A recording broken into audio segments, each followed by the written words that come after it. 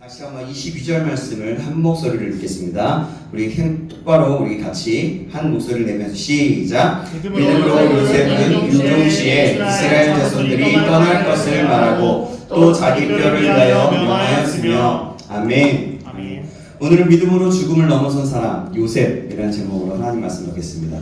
믿음으로 죽음을 넘어선 사람 요셉이라는 제목으로 하나님 말씀 받겠습니다. 자, 사랑 인사하는가요? 잘 오셨습니다. 잘하셨습니다. 여러분 정말 잘하셨고요. 우리 다시 한번 고백할까요? 사랑합니다. 여러분 사랑합니다. 예, 오늘은 요셉에 대해서 말씀을 나누는데요. 여러분 히브리서 11장 말씀은 우리가 믿음장이라고 불리는 거 잘 알죠? 그죠? 우리가 지금 계속해서 11장의 말씀을 듣고 묵상하고 나누고 있습니다. 이 장에는 인간적으로 보면 불완전하고 또 부족한 사람들이 나열되어 있어요. 그죠? 그러나 그들의 공통점이 하나 있어요. 단 하나. 그게 뭐냐면 하나님께 붙들려서 변화된 사람들이에요. 믿음이 처음부터 좋은 사람이 아니라 믿음이 하나님께 붙들려서 변화되어서 성장해 나가는 사람. 그래서 믿음의 사람이라고 불려진 사람을 얘기합니다. 이번 야곱을 한번 생각해 보십시오. 지난주에 그는 성화되는 사람들의 대표적인 인물입니다. 태어날 때부터 자기 욕망을 붙잡으려고 하는 사람이었어요. 형의 발꿈치를 잡고 태어나고 이름조차도 발꿈치를 잡는 자, 속이는 자라는 뜻을 가졌죠. 그렇죠? 그는 장자의 축복을 빼앗기 위해서 거짓을 꾸미고 거짓말을 계속해서 계산적으로 살던 사람이었습니다.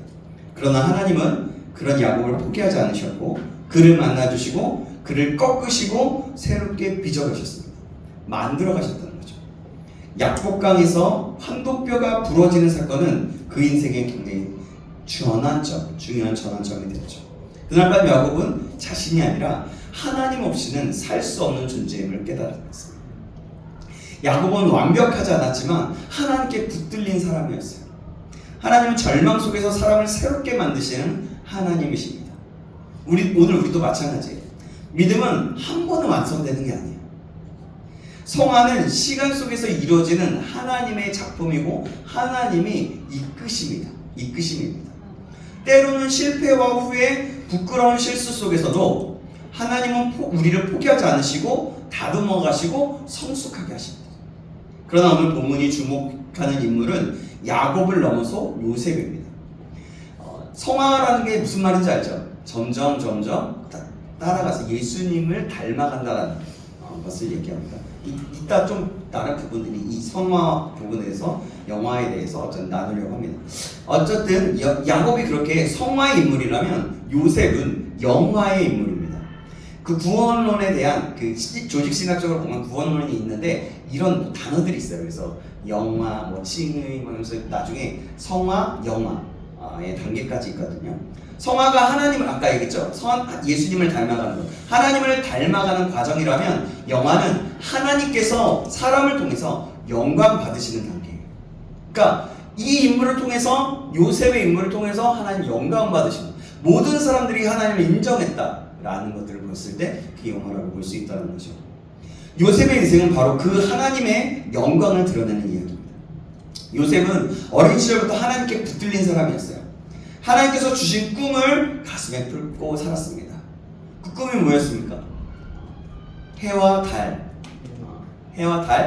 별이 자신에게 절하죠. 그 모습. 그리고 또 뭐였어요? 볕단이 자신에게 절하는 것들. 기억하시죠? 그렇습니다. 그 꿈을 가지고 살았어요. 그 꿈은 쉽게 이루어지지 않았습니다. 그러나 노예로 팔리고 감옥에 갇히고 억울한 운명을 썼지만 요셉의 믿음은 꺾이지 않았어요. 그는 오히려 하나님을 오해하지 않았습니다. 많은 사람들은 어떤 자신에게 고난이 닥쳐오거나 힘든 어려운 일이 있으면 굉장히 하나님을 오해하게 됩니다. 그러나 그는 믿음은 꺾이지 않고 하나님을 오해하지 않았다는 거죠. 요셉은 이렇게 말합니다. 뭐냐면 믿음이란 고난이 없어 없어서가 아니라 고난 속에서도 하나님을 신뢰하는 것이다 라는 그런 메시지를 줍니다. 그게 삶을 보면. 아멘. 사랑하는 여러분, 우리의 믿음이 진짜인지 아닌지는 평안할 때 나타나지 않아요. 고난의 때에 드러납니다. 요셉은 상황이 아니라 하나님을 바라보았습니다. 그 믿음이 그를 영화의 자리까지 이끌었던 겁니다. 요셉의 믿음은 하루아침에 생겨난 것이 아닙니다. 그는 어릴 적부터 아버지 야곱과 할아버지 이삭의 믿음 속에서 자랐습니다. 그의 가정은 어땠습니까? 완벽하지 않았어요. 형제 간의 경쟁과 시기, 상처가 가득한 집이었어요. 형제가 굉장히 많았잖아요. 12명. 그럼에도 불구하고 신앙의 언어가 오갔던 집이었다는 거예요. 하나님이 어떤 분이신지, 약속이 어떻게 이루어졌는지를 듣고 자랐던 사람이 요셉입니다. 요셉의 영혼 그 깊은 곳에서는 이 말씀이 새겨져 있었던 거예요. 하나님이 얼마나 신실하신지, 그분 하나님께서 약속을 반드시 이루신다는 것이 마음속에 새겨져 있다. 아멘. 이 믿음의 뿌리가 있었기에 그는 노예가 되었을 때도 무너지지 않았습니다. 감옥에 있을 때도 하나님을 원망하지 않아요. 사랑하는 여러분, 믿음의 뿌리는 위기 때 드러납니다. 겉으로는 다 비슷해 보여요. 잘 믿는 거 보입니다.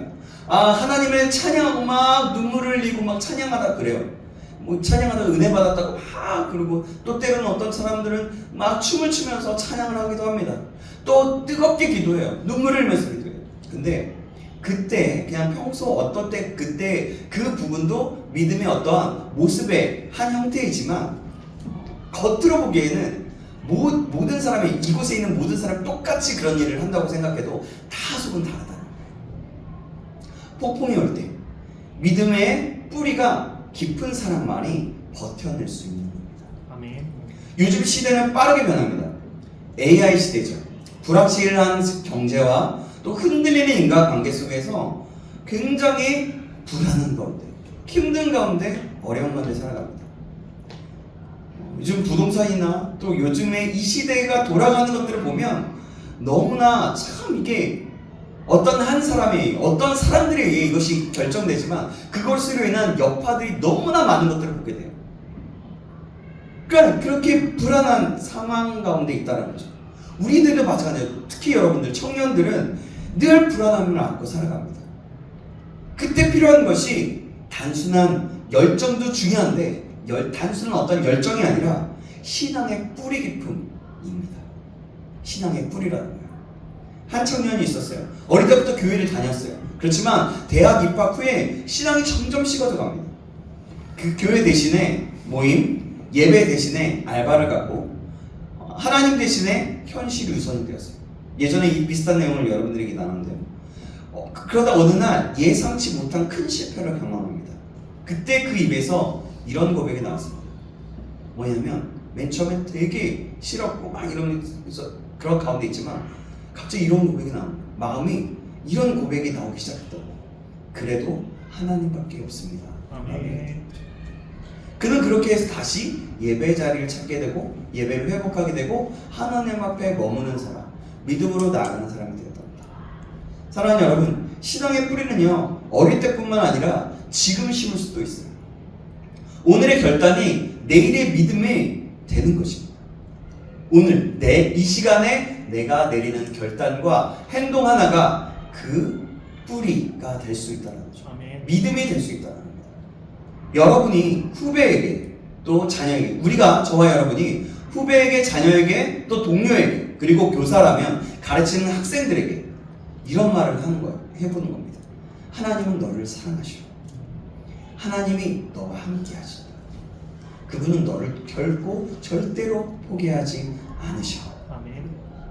이 한마디의 말이 복음의 씨앗을 심어준다면, 이 한마디로 인해서 한 영혼이 되살아난다면 그 씨앗은 언젠가 인생의 폭풍 속에서도 그들을 붙잡아 줄 수 있는 겁니다. 그래서 믿음이 최고의 유산인 거예요. 우리가 결혼해서 자녀를 낳아서 그 자녀들에게 줄 수 있는 최고의 유산이 돈이 아니라는 겁니다. 이 세상 사람들은 돈이라고 얘기하고 믿음의 사람들조차도 신앙을 가진 사람들조차도 권사님과 장로님들조차도 그 부분들에 대해서 이렇게 얘기하는 거예요. 그런 분들이 너무 많이 있다. 이 지금 우리 한국교회 가운데 그 분들 가운데도 돈을 물려주고 싶어하는 마음들이 너무나 많아요. 근데 돈이 아니다라는 거예요. 최고의 유산은 바로 믿음인 겁니다. 그 믿음이 최고의 유산이에요. 요셉은 부모에게 물리적 유산을 많이 받지 않았지만 하나님을 아는 신앙이라는 그 유산을 받았어요. 엄청나게 되게 일반적이지 않고 질투와 많은 고난과 많은 것들이 있었던 가정이지만 그 가운데 있는 하나님을 믿는 하나님을 아는 신앙을 물려받았다는 거예요. 그리고 그 믿음으로 세상을 살아가며 그의 삶 가운데서 승리할 수 있었던 것입니다. 아멘. 요셉은 아버지께 총애와 사랑을 받은 아들이었어요. 그런데 어느 날 그의 인생에 갑작스러운 비극이 닥쳐오죠. 그를 시기하던 형들이 그를 미디안의 상인들에게 노예로 팔아버립니다. 아버지의 말을 들어서 형들이 잘하고 있는지 돌아보라고 했는데 형들이 저기 꿈꾸는 자가 온다 하면서 그래서 그를 잡아놓잖아요. 근데 여러분 생각해보세요. 그 형들이 누구입니까? 그 형들이 바로 하나님을 믿는 신앙의 사람들이에요. 신앙 안에서 자라났던 사람들이지 않습니까? 크고 작은 간에 그들도 하나님을 믿는 믿음에 가진 하나님의 자녀들이었다는 거죠. 이보다 여러분 더 큰 상처가 있을까요? 그 믿음을 가진 형들이 믿음을 가질 것으로 우리가 좀 생각해보자는데요. 17세의 그 소년이 받은 충격이 얼마나 컸을까요? 17살 형들이 나를 팔아버려요. 가족에게, 그것도 믿는 사람에게 배신을 당했을 때의 그 고통. 요셉은 그 상처를 온몸으로 겪었어요. 오늘날 많은 청년들이 이렇게 말합니다. 교회 때문에 나 상처받았어요. 사람 때문에 상처받았어요. 믿는 사람들이 나를 실망시켰어요. 믿는 사람들이 너무나 나를 미워해요. 그래서 교회를 떠납니다 라고 얘기합니다. 그런데 요셉은 달랐어요. 그는 형들의 잘못 때문에 하나님을 버리지 않습니다. 믿는 사람의 부족함 때문에, 어떤 연약함 때문에, 그들의 어떠한 나쁜 모습 때문에 하나님의 선하심을 의심하지 않았던 거예요. 그는 사람의 실수와 하나님의 신실함을 분리했어요. 신앙을 바라보다. 사랑하는 여러분, 혹시 여러분도, 저와 여러분도 사람에게 받은 상처로 믿음이 흔들리고 있는 사람이 혹시나 있으십니까? 그렇다면 요셉을 한번 기억해 보는 거예요. 사랑하는 여러분, 사람은 변합니다. 때로는 교회 안에서도 오해를 받고 억울함을 받을 때가 있어요. 억울할 때가 너무나 많이 있어요. 그러나 하나님은 변하지 않으십니다. 아멘. 그분은 우리의 상처 속에서도 일하십니다. 그래서 우리는 이 사실을 붙들어야 되는 거예요. 하나님을 붙들어야 된다는 겁니다. 아멘. 내가 붙든다고 붙들어지는 것은 아니지만 나의 노력과 힘이 있어야 돼요. 그리고 하나님이 하실 것을 보면서 그때 하나님께 맡겨드리면서 나의 힘을 다시 한번 놓으면서 하나님의 일하심을 볼 수 있게 하는 것이죠. 그 믿음이 여러분의 무너짐을 건져낼 수 있을 겁니다. 아멘. 요셉은 노예로 팔려가서 보디발의 집에서 일하게 되었어요. 그곳에서 정말 성실히 일했습니다. 절망적인 처지에도 불구하고 하나님을 신뢰했고 믿음이 흔들리지 않아요.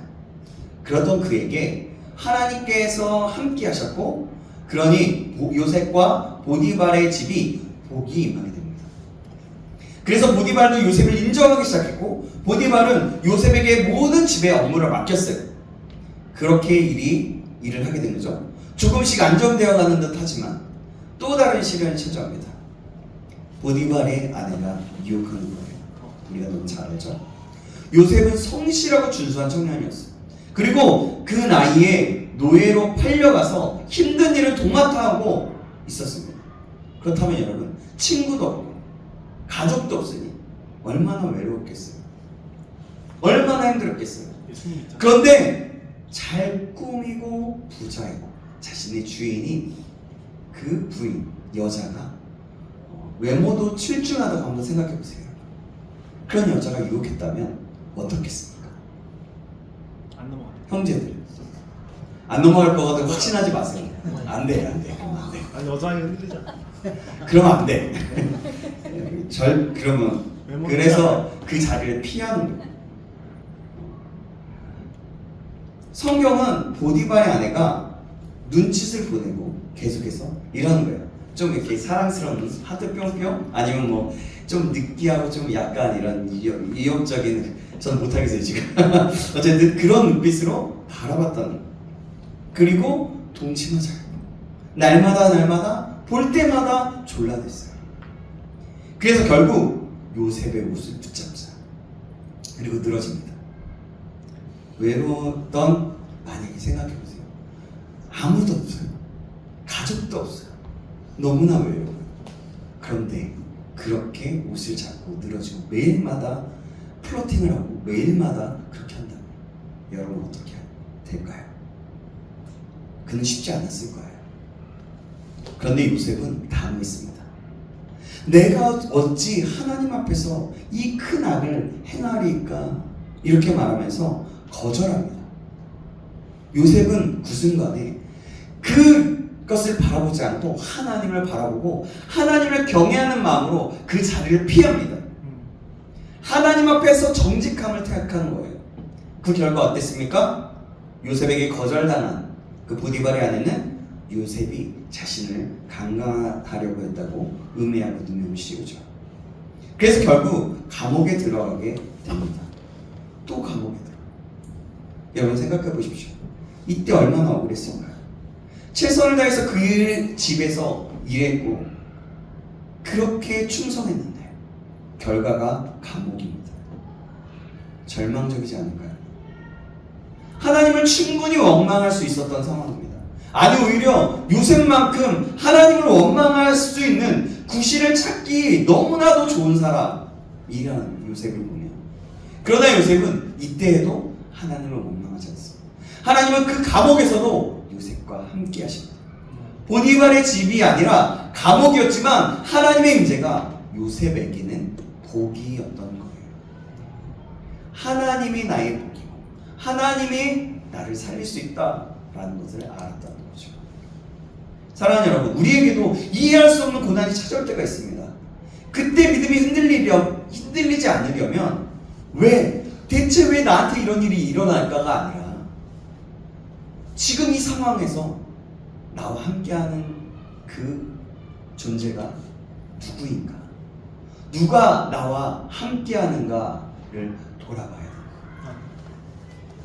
됩니다. 나와 함께하는 분이 하나님이시라면 고난의 이유보다 그 고난 속에 하나님을 바라보면, 하나님이 함께하시면 감옥도 천국과 같은 곳이 될 수 있는 것이고 예배의 장소가 되고 눈물도 축복의 통로가 될 수 있게 되는 거예요. 요셉이 바로 그랬어요. 또 그뿐만이 아니죠. 다니엘도 어떻게 했어요? 사자굴에 갇혀 있어도 그 사자굴에서 주님과 함께 거닐고 있는 그런 경험을 하게 되죠. 그러니까 감옥도 사형과 같은 그 자리에도 하나님이 함께 하신다면 그 장소가 축복의 자리가 되고 예배의 자리가 되고 놀라운 기적의 자리가 될 수 있다는 거예요. 이렇게 요셉이 감옥살이를 했지만 그렇게 하나님과 함께 하셨어요. 그래서 요셉은 감옥에서도 인정을 받습니다. 참 놀랍죠? 그때 마침 바로의 고위 관리 두 사람의 감옥에 들어오게 되죠.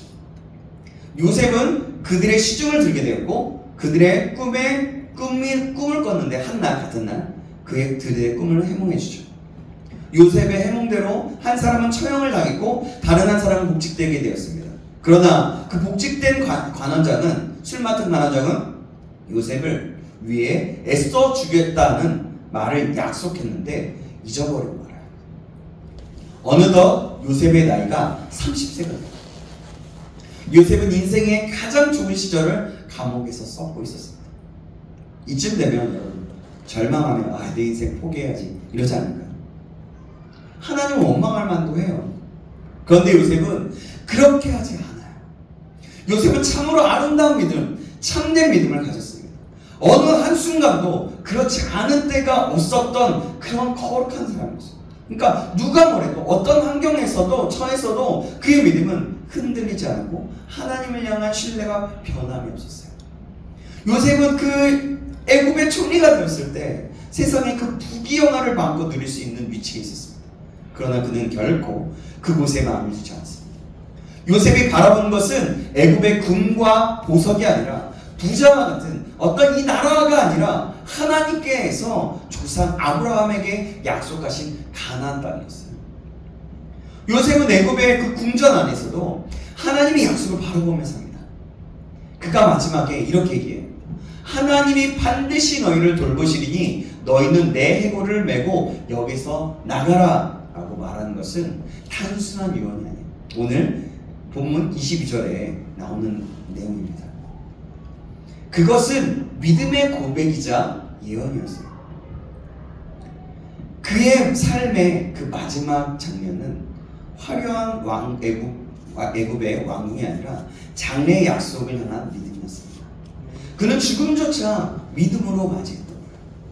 사랑하는 여러분, 이것이 바로 성숙한 믿음의 겁니다. 성숙한 믿음의 믿음인 거예요. 성숙한 믿음의 세계관, 사고인 겁니다. 현실의 편안함보다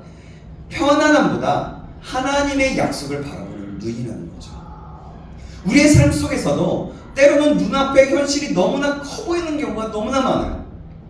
직장 문제, 경제적인 어려움, 관계의 상처, 그리고 신앙의 필요함. 그러니까 신앙생활을 했는데 계속해서 뭔가 이루어지지 않는 것 같고 내가 하나님과 있는지 모르겠다. 이런 현실 앞에서 그런 거야. 정말 하나님이 정말 나와 함께 하시는 거 맞아?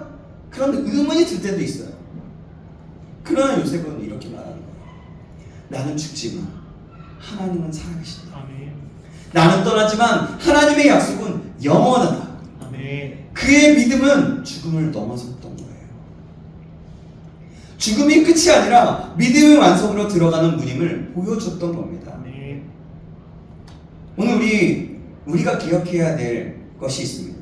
믿음은 현실을 무시하는 것이 아니라 현실 너머에 하나님을 바라보는 거라는 거예요. 현실이 있을 때 그것을 회피하고 피하기 위해서 그냥 무시해버리는 게 아니라 그 너머에 계신 그 넘어선 곳에 계시고 팔을 벌리고 우리를 맞이하고 계신 우리를 만나고 싶어 하시는 그 하나님이 계시다는 것을 바라보는 그 소망을 바라보는 거라는 거예요. 이 믿음이 있기에 고난 중에도 무너지지 않게 된다. 아멘. 하나님은 반드시 너희를 돌보시리라 하는 요셉의 말처럼 이 고백이 오늘 우리의 입술에도 고백되어지고 울려 퍼지고 나타내어지길 간절히 소망합니다. 아멘. 아멘. 히브리서 기자는 요셉의 인생 전체가 한 문장으로 요약합니다. 오늘 22절 말씀 우리 같이 한번 볼까요? 22절 말씀입니다.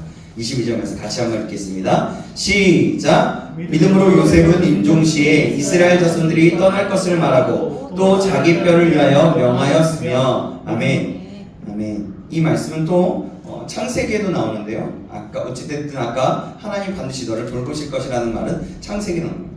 그러니까 요셉의 인생은 여러분 생각해보세요. 우리 지금 들어봐도 우리가 알고 있는 내용을 봐도 여러분 파란만장하지 않아요? 너무나 파란만장하잖아요. 형제들에게 미움을 받아서 팔렸어요. 생각해, 네 형이 네. 너를 팔았어. 절요? 얼마예요? 돈 주고 팔았어. 근데 그게 다름이 아니라 은 30이래요. 형이 해준 게 많아가지고 많이 아니 가정하는 거예요. 가정. 네. 여러분 그러니까 여러분 어떻겠냐는 거예요. 정말 속상하고 속 때문에 짜증나고 이 형이라는 작자가 말이야 그러면서 뭐 어떻게 복수라도 칼을 갈고 막 이러지 않겠냐는 거예요. 거기다 노예로 팔려가는 거예요. 끌려가고. 그리고 누명을 쓰고 감옥에 갇혔어요. 저 그거 상상만 해도 가슴이 턱 막혀. 한숨이 푹 나와요. 그때 놀라운 거는 그의 고백과 그의 삶을 보면 하나님을 원망하지 않았다. 아멘. 믿음을 저버리지 않았다. 사랑하는 여러분, 우리는 상황이 바뀌면 마음이 흔들릴 때가 너무나 많이 있어요. 하루에도 수십 번이고 우리는 바뀌는 마음이잖아요. 시험이 되면 감사하지만 떨어지면 낙심하기도 하고, 또 어떤 사람은 연애가 잘 되면 찬양이 나오기도 하지만 흥얼흥얼 되면서 또 이별하면 예배를 멈추고 막 세상이 나 떠나가더라고. 세상이 막 펑펑 울어가고. 건강할 땐 기도하지. 병이 오면 하나님 나는 왜 이렇게 걸렸습니까? 서운해합니다. 그러나 요셉의 믿음은 상황에 따라 흔들리지 않았어요. 그는 하나님을 신뢰합니다. 그 신뢰가 있었기에 감옥에서도 꿈을 꾸었고 총리가 되어서도 교만하지 않아요. 아멘. 하나님을 향한 그 일관된 믿음이 요셉을 영화에 자리고 있거든요. 영화란 신학적으로 믿음의 마지막 단계, 즉 하나님께서 구원받은 성도를 완전히 영화롭게 하시는 순간을 얘기하는 거예요. 요셉의 믿음은 바로 영화의 상태를 미리 보여줍니다. 그는 아직 천국에 가지 않았지만 믿음 안에서 이미 하늘의 시선으로 살았다는 거예요. 하나님의 영광을 바라보고 하나님께 영광을 돌리게 한 삶이었다는 거죠. 이것이 바로 죽음을 넘어선 믿음이라는 겁니다. 제목을 그렇게 쳤죠. 죽음 이유를 두려워하지 않는 신앙. 아멘. 하나님의 약속이 반드시 성취될 것을 확신하는 신앙. 사랑하는 여러분, 우리도 각자의 자리에서 애국과 같은 자리에서 살아가고 있습니다. 직장의 경쟁과 세상의 가치가, 세상의 메시지들, 흔들리는 관계 속 그래서 믿음을 지키기란 정말 쉽지 않아요. 현대 애국은 뭘까요? 현대 이집트. 유튜브. 유튜브가 될 수 있겠죠. 전 뭐가 유튜브에. 있을까요? 뭐가 있을까요? 요즘 말하고 있는 거예요. 돈, 1억. 명예. 1억 갖고 되겠니? 돈, 명예, 성공, 게임, 사람에게 인정받고 싶은 거. 많은 청년들이 하나님보다 자신의 커리어와 스펙을 더 의지합니다. 하지만 여러분, 요셉은 달랐어요.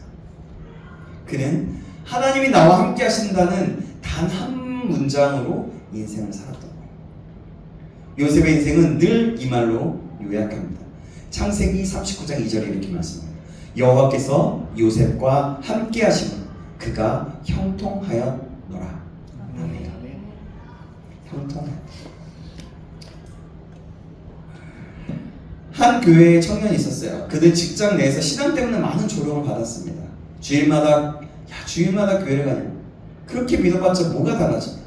하지만 그는 꿋꿋이 말했어요. 저는 하나님이 제 인생에 함께 하신다고 믿습니다. 아멘. 몇 년 후 그는 그 직장에서 진급을 했다고 해요. 같이 조롱하던 동료 중 한 명이 찾아와 말했습니다. 뭐라고 얘기하냐면, 야, 너를 보니까 정말 하나님이 살아계신 것 같다. 요셉이 어디를 가든 여호와께서 요셉과 함께 하심으로 형통했다라는 말처럼, 그 말씀처럼 하나님의 임재를 믿는 사람의 그 삶에는 세상이 설명할 수 없는 형통이 있는 겁니다. 아멘. 오늘 우리의 형통은 세상이 말하는 안정과 다릅니다. 진짜 형통은 하나님이 나와 함께 하신다는 확신인 거예요. 그 확신이 있는 사람은 감옥에서도 실패 속에서도 어떤 환경 속에서도 정말 절망적인 그 상황 속에서도 하나님의 뜻을 바라볼 수 있는 겁니다. 한 청년이 이런 고백을 해요. 목사님, 저는 요즘에 하나님이 침묵하시는 것 같습니다. 아무 일도 일어나지 않아요. 아무리 기도해도 뭔가 일어나지 않아요. 하나님이 내 곁에 계신지 모르겠어요. 그래서 목사님이 이렇게 말해줬대요. 요셉도 감옥에 있을 때 아무 일도 일어나지 않았어. 그러나 그때 하나님은 가장 중요한 일을 하고 계셨어요. 요셉의 마음을 준비시키고 계셨어 라고 얘기해요.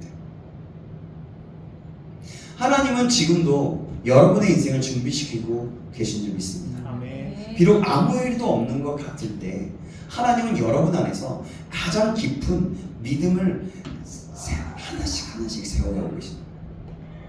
하나님은 이 작은 말씀, 오늘의 이 시간을 통해서 믿음의 한 페이지나 한 장의 어떠한 쪽지라도, 한 조각이라도 세우고 나가시는 그 시간인 거예요. 그래서 이 시간이 얼마나 소중한지 몰라요. 이 시간이 얼마나 귀중하고 얼마나 중요한 건지 몰라요. 이 시간에 만약에 여러분 10페이지, 내 인생의 이 성경책이 그렇다라면 내 인생의 이 한 장, 두 장, 여러 장을 이렇게 세워 나가게 된다면 얼마나 큰 일이겠습니까? 그래서 이 시간이 소중하다는 거죠. 요셉은 마지막 순간 자신의 해골을 메고 가나안으로 가져가달라고 부탁을 했어요. 이것은 단순한, 아까도 얘기했지만 유언이 아니라 믿음의 유산이었습니다. 그는 다음 세대에게 믿음을 남깁니다. 오늘 이 시대에 그 청년 세대, 우리 같은 여러분과 같은 세대의 가장 큰 문제 중에 하나가 영적 계승의 단절이라는 겁니다. 뭐냐면 부모 세대의 신앙을 보고 자라지 못하는 거예요. 믿음이 현실의 무게 속에 희미해지는 세대였던 거죠. 어떤 목사님이 말씀하신 것들이 기억나는데요.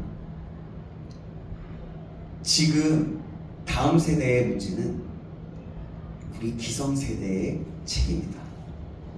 기성세대가 돈 많이 벌자, 잘 먹고 잘 살자, 이러고 살면서 교회 왔다 갔다 하면서 신앙을 지켰기 때문에 돈이 다인 줄 아는 시대가 지금 다음 세대 가운데 되물려져 있다라고 얘기를 했습니다. 그래서 여러분, 영적 계승의 단절인 시대가 지금 이 시대라고 볼 수 있다는 거예요. 그러나 여러분, 하지만 하나님은 여전히 하나님의 사람, 하나님을 경외하고 하나님과 함께할 사람, 하나님과 동행하는 사람, 내가 찾는 사람, 그 한 사람을 내가 쓸 사람, 나와 친구가 되고 나와 행복하게 나의 뜻을 이루어 나갈 사람, 그 한 사람을 찾고 계십니다. 요셉처럼 믿음의 유산을 다음 세대에 전할 사람을 찾고 계신 거예요. 먼저는 내가, 더 나가서 다음 세대. 요셉이 죽었지만 그의 믿음은 죽지 않았어요. 그의 해골은 400년 동안 애굽에 남아 있었어요. 그렇지만 그의 해골은, 그의 뼈는 침묵 속에서도 하나님의 약속을 증거했습니다. 하나님은 반드시 너희를 돌보실 것이다 라는 그 메시지를 가지고 말이죠. 사랑하는 여러분, 요셉의 믿음은 우리에게 세 가지를 가르쳐주고 있어요. 첫 번째 무엇일까요? 첫 번째, 믿음은 현실보다 약속을 본다는 거예요. 요셉이 그랬죠. 둘째, 믿음은 상황에 흔들리지 않는다는 거예요. 세 번째, 믿음은 또한 다음 세대에게 유산이 된다는 겁니다. 요셉의 인생은 우리가 보는 영화 말고요, 아까 얘기했던 그 구원의 영화의 단계, 그것의 예고편이었어요.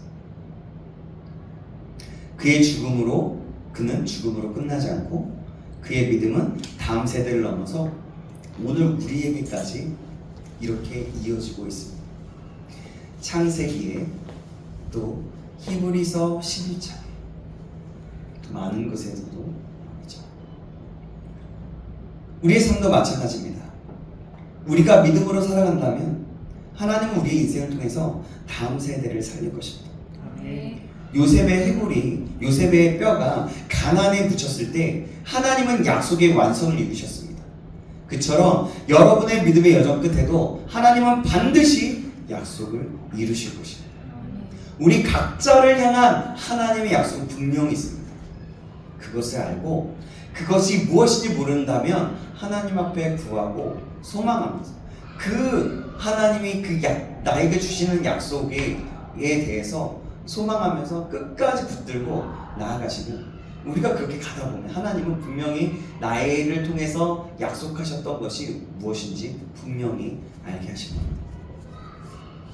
여러분, 그래서 우리가 낙심하지 마시기 바랍니다. 이 힘들고 어려운 상황, 뭐 유튜브 보면요, 저는 유튜브 그런 것들은 잘 안 보거든요. 근데 유튜브 보면요, 여기저기서 막 날라오는 막 그런 것들을 보면요, 정말 막 이 시대가 막 절망적이고 막 아주 그냥 이 나라가 무너질 것 같고 막 그래요. 근데요, 그런데 그것보다 하나님을 바라볼 때 우리에게 소망이 있는 거예요. 그래서 우리가 이 환경, 이 정말 무너질 것 같은 이 시대 가운데서도 낙심하지 말고 하나님을 바라보시기 바랍니다. 하나님은 보이지 않아도, 느끼지 않아도 그 하나님은 지금도 여러분의 인생을 통해 일하고 계십니다. 믿음으로 죽음을 넘어선 요셉처럼 우리도 이 믿음의 길을 끝까지 걸어가기를 주님의 이름으로 축원합니다. 아멘. 기도하겠습니다. 살아계신 하나님 아버지, 요셉의 믿음을 통해서 오늘 우리에게 말씀해 주심을 감사합니다. 현실 어려움 속에서도 약속을 붙들 수 있는 믿음을 허락하여 주시옵소서. 어떤 상황 속에서도 흔들리지 않는 믿음을 우리 안에 세워주시고 우리가 그런 사람으로 세워나가게 되는 역사 일어날 수 있도록 도와주시며, 하나님이 함께 하신다는 확신으로 죽음을 넘어선 요셉의 믿음처럼 그 믿음의 사람으로 살게 하여 주시옵소서. 더 나아가선 우리의 믿음이 다음 세대의 유산이 되게 하여 주셔서 마지막 순간까지 하나님을 신뢰하는 우리가 될 수 있도록 인도하여 주옵소서. 이 신뢰하는 이 믿음의 모습을 보면서 나의 삶이 다른 사람의 믿지 않는 사람들에게 선한 영향력을 끼치며 또한 나가서 우리의 다음 후대의 그 다음 세대 가운데 흘러가게 되는 역사 일어날 수 있도록 주님 인도하여 주시옵소서. 살아계신 우리 구주 예수 그리스도의 이름으로 기도합니다. 아멘.